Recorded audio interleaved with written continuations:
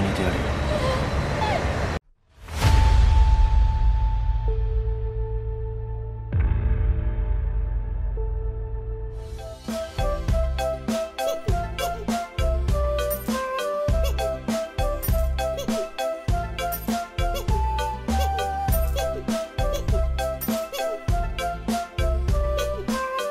Film ini mengisahkan pria parubaya bernama Inuyashiki yang mendadak menjadi superhero setelah pertemuannya dengan alien di sebuah taman. Film dibuka dengan kepindahan keluarga Inuyashiki ke rumah yang baru dibelinya. Alih-alih bahagia, istri dan anak Inuyashiki tidak puas dengan rumah sempit itu. Tidak hanya di rumah saja, bahkan di kantor Inuyashiki selalu kena marah bos. Hidup Inuyashiki terbiasa menjadi orang payah, sehingga tak ada satupun orang yang menghargainya. Lalu pada suatu malam, Inuyashiki kedatangan anjing bernama Hanako. Sontak saja, Inuyashiki bahagia menyambut teman barunya. Namun kebahagiaan itu hilang seketika saat istrinya menyuruh Inuyashiki mengusir Hanako. Hidup Inuyashiki terus ditimpa derita. Kali ini, ia divonis menderita kanker stadium akhir. Parahnya lagi, ia tidak sengaja mendengar dokter membicarakan umurnya yang paling sisa 3 bulan lagi.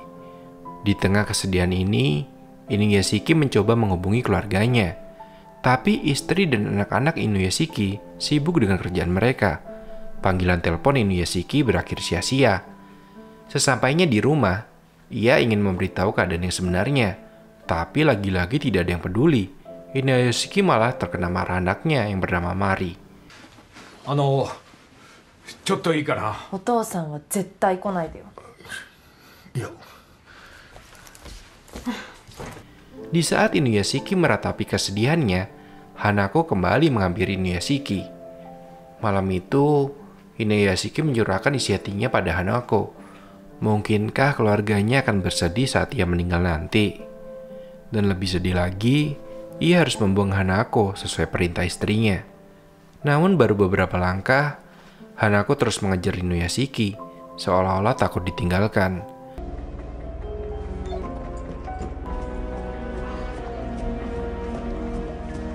Perlakuan Hanako membuatnya terharu, karena hanya Hanako yang benar-benar menghargai keberadaannya. Di tengah keharuan itu, tiba-tiba saja ada kilatan cahaya ilahi yang menimpa Inuyashiki dan cowok SMA bernama Hiro.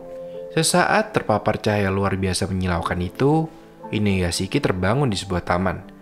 Ia tidak harus memakai kacamatanya karena rambutnya sembuh dalam sekejap.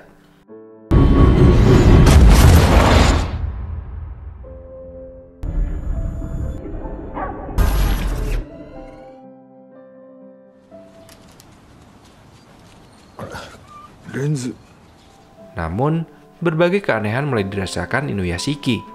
Ia mendadak tidak bisa merasakan asin pada sup miso yang ia santap. Selain itu, Inuyashiki terus-menerus kehausan. Lalu puncaknya, ia mengurung diri di kamar. Tak terduga, tubuh Inuyashiki berubah menjadi mesin.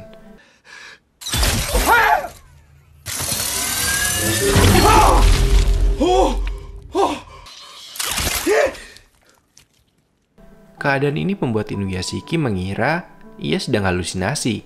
Tapi semua ini terlalu nyata. Apalagi ia melihat sendiri penampakannya di cermin. Film berlanjut memperlihatkan sosok Hiro yang mengunjungi rumah teman sekelasnya bernama Ando. Rupanya, Ando bolos sekolah setelah terus-menerus menjadi korban bully. Ia juga mengurung diri dengan bermain PS di kamarnya saja. Di saat itulah, Hiro menunjukkan kehebatan yang tidak dikira-kira, seperti menembak burung dengan pistol-pistolan jarinya, sampai mengoperasikan mobil tanpa menyentuh. Awalnya Hiro mengaku ini trik sulap, tapi Ando tidak percaya begitu saja. Hingga akhirnya, Hiro menunjukkan tubuhnya yang juga berubah menjadi mesin. Superhero da.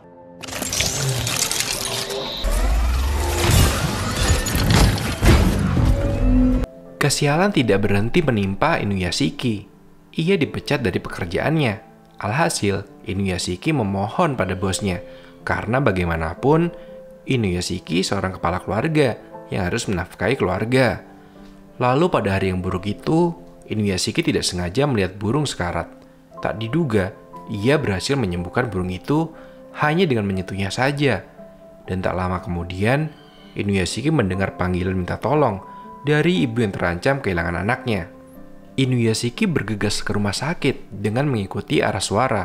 Di sana, ia melihat anak ibu tersebut terbaring lemah sambil menunggu keajaiban menyelamatkannya. Inuyashiki menyusup masuk, lalu menyentuh si bocah dengan kedua tangannya. Dan benar saja, keajaiban itu terjadi lagi. Untuk pertama kalinya, Inuyashiki merasakan kebahagiaan luar biasa karena bisa berguna bagi manusia. Selama ini, ia memang payah, sampai-sampai Mari begitu membencinya. Terlihat jelas dari sikap sinis Mari saat membahas soal ayahnya. Dan ternyata, Mari ini teman sekelas Hiro dan Ando. Di saat ia dan teman lain membahas rencana kuliah, tiba-tiba saja Ando kembali ke kelas. Melihat keberadaan Ando, para bocah nakal menggertak Ando. Hal itu membuat Hiro kesal, lalu memberikan pelajaran. Nyaris saja Hiro menembak anak itu jika Ando tidak menghentikannya. Aksi heroik ini membuat cewek bernama Shion jatuh cinta. Tanpa ragu, ia mengungkapkan rasa cintanya secara langsung. Melihat kejujuran dan keberanian Shion, Hiro menyambut baik pernyataan cintanya. ずっと前から好きでした。ありがとう。嬉しいよ。 Pada malamnya, Hiro mengunjungi ayahnya yang sudah kembali menikah dan hidup bahagia. Jika bukan karena ibunya, Hiro tidak mau mampir ke rumah ayah. Sebenarnya, mereka memperlakukan Hiro dengan sangat baik, termasuk dua adik tirinya. Namun, Hiro terlanjur menganggap mereka semua menyakiti ibu Hiro. Saat melihat keluarga bahagia setelah kehancuran keluarganya, Hiro nyaris menembak ayahnya, tapi ia mengurungkan niat itu. Akan tetapi, saat di jalan pulang, Hiro kembali mendengar keharmonisan sebuah keluarga. Perasaan iri dengki datang seketika, sehingga Hiro menjadi gelap mata. Dan itulah pertama kalinya Hiro membunuh satu keluarga sekaligus. Di saat bersamaan, Inuyashiki mendengar rintihan minta tolong. Ia pun segera meluncur untuk menyelamatkan satu-satunya anggota keluarga yang tersisa. Namun apa daya, ia malah terkena tembakan Hiro. Sesaat Inuyashiki terbangun, ia melihat kilatan cahaya melintasi langit. Kabar kematian mendadak satu keluarga secara misterius langsung tersebar keesokan harinya. Polisi kesusahan menetapkan pelaku karena tidak ada jejak termasuk peluru pistol. Melihat berita itu, Ando mengira ini semua ulah Hiro. Dengan bangga, Hiro mengakui aksinya semalam. Lagi pula, Hiro tidak merasa bersalah karena menurutnya mereka memang berhak mati. Jiwa psikopat Hiro ini membuat Ando ngeri-ngeri sedap. Ia pun memutuskan pertemanan mereka. Awal dari kekuatan Hiro, ia malah harus kehilangan sahabat baiknya sedari kecil. Sesampainya Hiro di rumah, ibunya tiba-tiba menyuruh ia tinggal bersama keluarga baru ayah. Tak disangka-sangka, selama ini ibu Hiro menderita kanker pankreas yang sudah menyebar dan mungkin hidupnya tidak lama lagi. Saat mengetahui itu, Hiro larut dalam kesedihan. Bagaimana bisa? Ibu harus menerima segala macam derita kehidupan.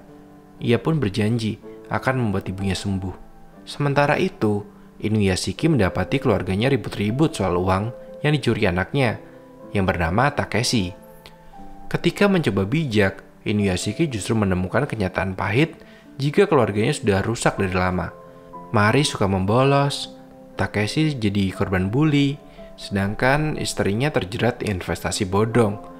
Kondisi ini semakin menyadarkan Inuyashiki jika ia bukan kepala keluarga yang bisa melindungi keluarganya sendiri. Ketika Inuyashiki mengalami pergolakan batin, ia mendengar seruan penuh putus asa dari Ando. Ia tidak mau Hiro menjadi pembunuh berdarah dingin, lalu permintaan itu terdengar ke telinga Inuyashiki. Seketika, Inuyashiki teringat tugas pentingnya untuk menghentikan kejahatan Hiro. Ia mencoba mengeksplor kekuatannya dengan terbang di udara.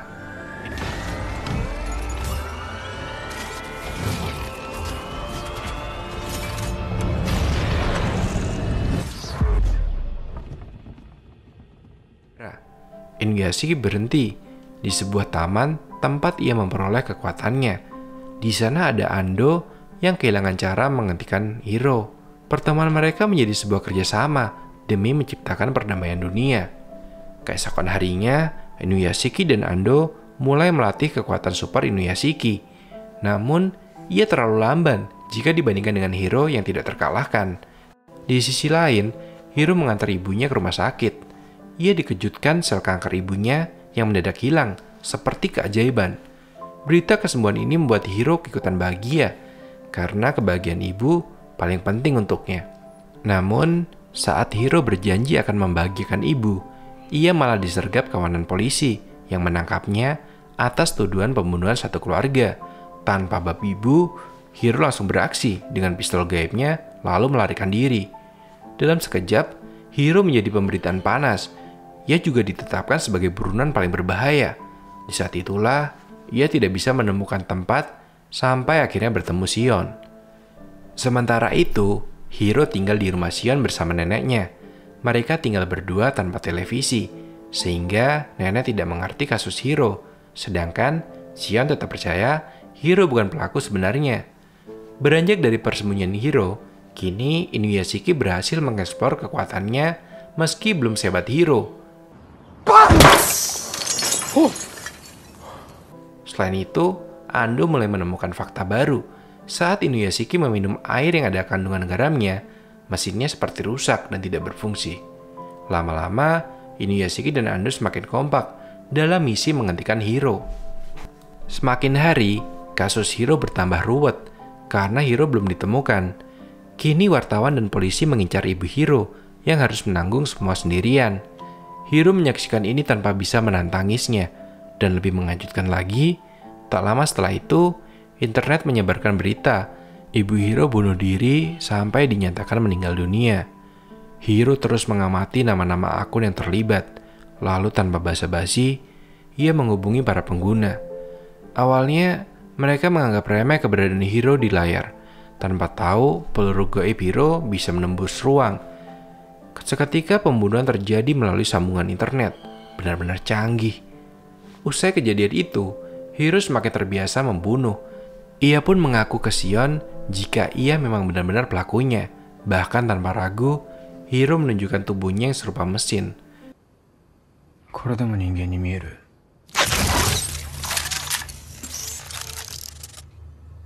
Hiro membawa Shion terbang untuk menguji cintanya, dan ternyata Shion mau menerima Hiro apa adanya.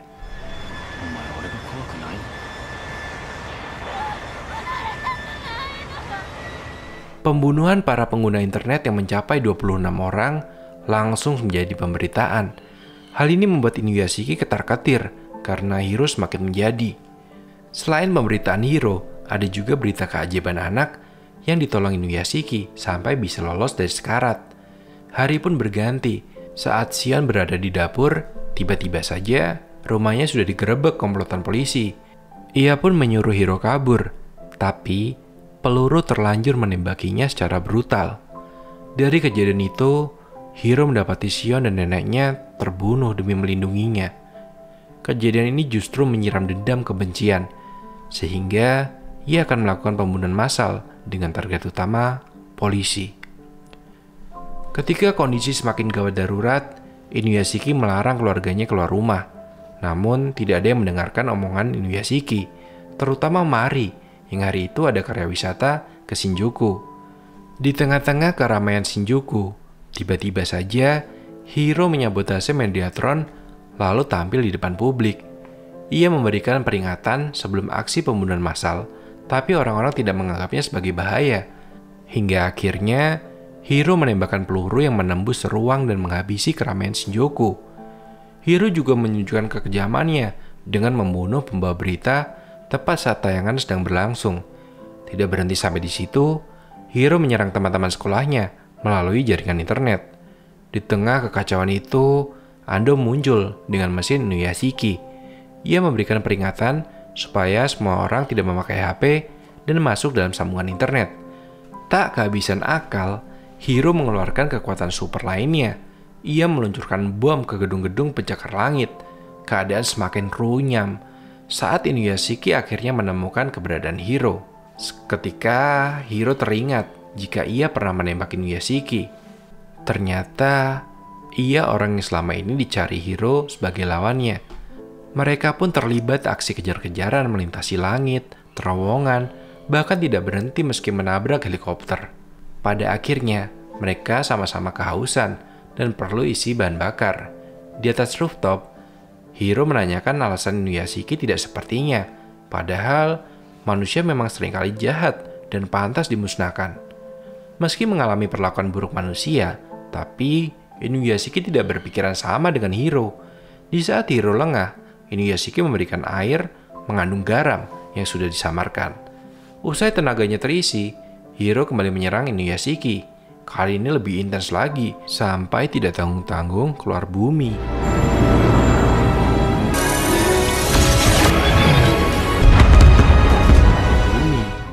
Ketika Hiro siap melenyapkan Inuyashiki, tiba-tiba saja mesinnya rusak karena efek minuman tipuan.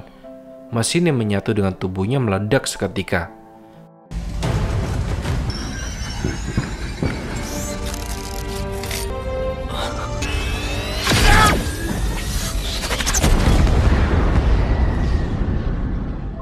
Setelah berhasil menangani Hiro, Inuyashiki langsung bergerak menemui anaknya. Terlihat Mari dalam keadaan kritis di antara reruntuhan bangunan. Sekuat tenaga, Inuyashiki berusaha memulihkan Mari, hingga akhirnya Mari bisa sadar kembali. Saat menyadari ayahnya seorang superhero, tiba-tiba Hiro bangkit dan muncul di hadapan Mari. Melihat kasih sayang Inuyashiki pada anaknya, justru membuat Hiro semakin garang. Ia tidak menyukai hal yang tidak ia dapatkan. Hiro menyerang Inuyashiki di depan anaknya, tapi ketahanan Inuyashiki mengagumkan. Akhirnya, Hiro mengganti target. Ia akan membuang Mari dari atas gedung. Sementara itu, Inuyashiki berusaha bangun untuk menyelamatkan Mari. Dengan kekuatan tenaga dalam serta tekad penuh ayah yang sayang anak, Inuyashiki melakukan serangan akhir yang berhasil menemukan Hiro.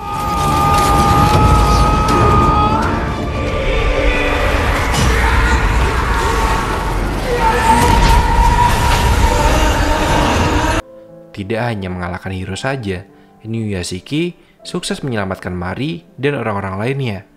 Tak diduga, orang payah sepertinya bisa menjadi superhero. Hiro dinyatakan meninggal, meskipun tidak ditemukan jasadnya. Orang-orang penasaran sosok yang bisa mengalahkan Hiro. Tapi hanya Mari dan Ando yang tahu. Diam-diam, Mari kini bangga mempunyai Inuyashiki sebagai ayahnya. Film pun berakhir, ditutup Hiro yang tak terduga muncul di kamar Ando. Melihat Hiro masih hidup, Ando bingung harus berkata apa. Sekalipun begitu, Hiro tetap sahabat baiknya. Namun tiba-tiba saja Hiro menghilang dan film pun akhirnya tamat.